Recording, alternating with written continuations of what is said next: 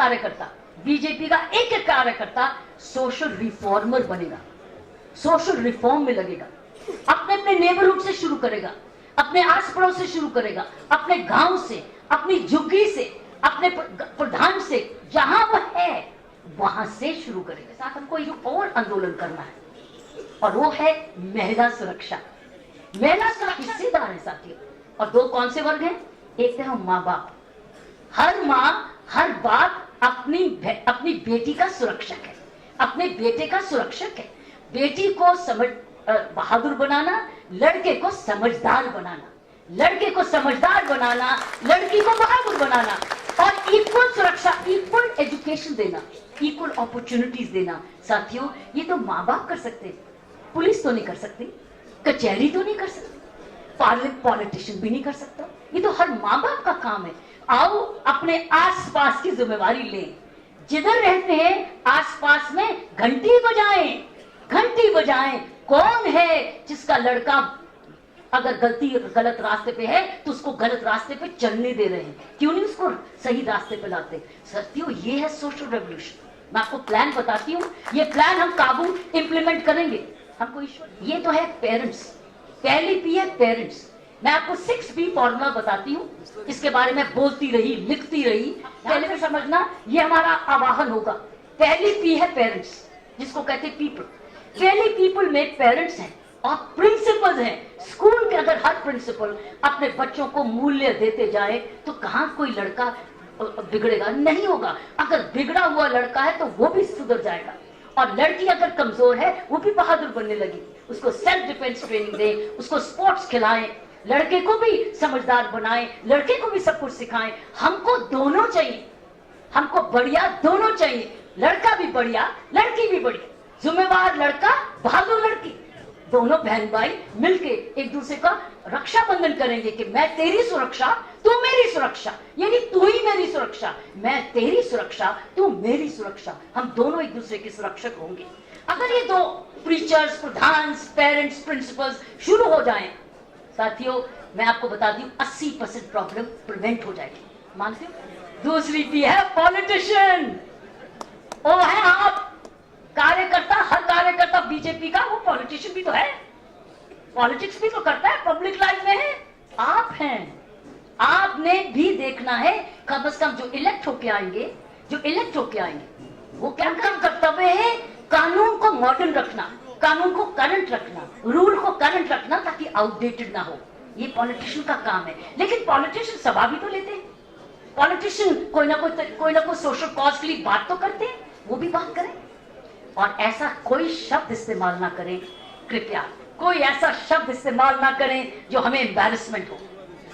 ये ऐसा शब्द ना इस्तेमाल करें, कोई भी पॉलिटिशियन हो, ऐसा शब्द इस्तेमाल ना करे जो लड़की की इज्जत को ठेस पहुंचे। ये सेंसिटिव मामला है साथियों, इसको डिफेंड करना बड़ा मुश्किल हो जाएगा। कोई भी एंटी वुमेन स्टेटमेंट नहीं डिफेंड की जाएगी, मैं आपको बता दूं। तो तीसरा है पुलिस। कम्युनिटी पुलिसिंग ही क्राइम प्रिवेंशन थी। आप में से कई जो मेरी एज के हैं, आपको याद होगा जो हम वेस्ट दिल्ली में करते थे, नॉर्थ दिल्ली में करते थे, जब नशा मुक्ति केंद्र खोले थे तो क्राइम प्रिवेंशन ही तो था। झुग्गी झोपड़ी में जो नवज्योति स्कूल खोला, क्राइम प्रिवेंशन ही तो था कि क्राइम कैसे रोके जड़ से। जो बच्चे आवारा घूमते हैं, नशा बेचते हैं, कैसे उनको रास्ते में लाए, स्कूल भेजे। साथियों, ये हम लोग पुलिस का काम है। ये नहीं कि नवज्योति खोले, मैं ये नहीं कह रही, कम्युनिटी पुलिसिंग करे, उसमें इलेक्टेड रिप्रेजेंटेटिव और सभी लोगों को शामिल करे। तीसरी है पुलिस। चौथी है प्रोसिक्यूशन। हमको अब ये भी देखना है कि वो फास्ट ट्रैक करे केसेस, फास्ट ट्रैक हो ऐसे केसेस। पांचवी है प्रिजन। प्रिजन जिसमें जो बेल से निकले वो सुधर के निकले, ना कि फिर से रेप करने जाए, जैसे शक्ति मिल्स के केस में हुआ, जैसे उबेर की टैक्सी में हुआ, फिर से क्राइम किया जेल से निकलने के बाद। ऐसा नहीं होना है। जेल को काम करना पड़ेगा, ऐसे लोगों को अलग करके सुधारना पड़ेगा, ताकि अगर बेल हुई, कचहरी को भी उसको कंडीशनल बेल लगानी पड़ेगी कि तुमको अगर हम बेल ले रहे हैं तो तू हाजिरी लगाएगा थाने में, और कहीं एनजीओ में जाएगा यहाँ, ताकि हाजिरी लगाए, ताकि तू दोबारा क्राइम ना करे। मैं आपको बता दूं साथियों, शक्ति मिल्स वाली रेप भी, उबेर के केस की रेप भी प्रिवेंटेबल था अगर ये काम सही होता। ये प्रिवेंटेबल रेप्स होते अगर क्राइम। ये हम कराएंगे, हम देखेंगे कि कम्युनिटी पुलिसिंग दिल्ली पुलिस की कैसी है। 6वां पी है प्रेस। प्रेस में कैसे मैसेजेस जाते हैं साथियों, हम लोग ये 6 पी को से मिलके काम करेंगे। लेकिन ये सब बिखरे हुए हैं, प्रिजन भी है, कचहरी भी है, पेरेंट्स भी है, प्रिंसिपल्स भी है, प्रीचर्स भी है, सब कुछ है ना, पॉलिटिशियन भी है। लेकिन इनको जोड़ता कौन है? इनको जोड़ता कौन है? जोड़ता है इनको सरकार।